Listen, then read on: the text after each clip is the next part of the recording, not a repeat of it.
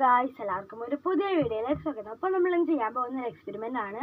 ഞാൻ കമ്മ്യൂണിറ്റി പോസ്റ്റിൽ ഇട്ടാൽ തന്നെ ഇന്ന് രാവിലെ ഞാൻ ഒരു എക്സ്പെരിമെൻറ്റ് വീഡിയോ ആയിട്ട് വരുമെന്ന് പറഞ്ഞിട്ടുണ്ടായിരുന്നു.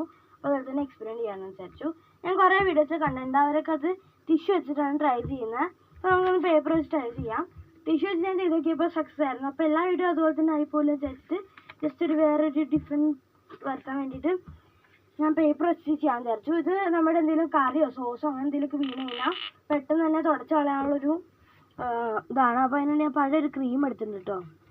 ഓക്കെ, ഇത് ഞാൻ എക്സ്പെരിമെൻറ്റ് ചെയ്യാൻ വേണ്ടി വെച്ചേക്കുന്നതാണ്, കാരണം ഇതിൻ്റെ എക്സ്പയറി ഡേറ്റ് കഴിഞ്ഞാണ് കേട്ടോ. അതുകൊണ്ടാണ് ഇത് ക്രീം വേസ്റ്റിംഗ് ഒന്നുമല്ല. ഓക്കെ, നമുക്കിത് ഇതുപോലെ ഒരു കട്ടിയുള്ള സംഭവം എടുക്കുക. നമ്മുടെ പേപ്പർ കട്ടിൻ്റെ ബേസാണ് കേട്ടോ. ഇത് ഞാൻ റഫ് പേപ്പർ എടുത്താണ്. ഇതുപോലെ വെച്ചിട്ട് സ്ലൈഡ് ചെയ്ത് കൊടുക്കുമ്പം ഈ പേപ്പറിനകത്തേക്ക് ഈ ക്രീം ഫുൾ കയറി കിട്ടും എന്നാണ് പറയുന്നത്.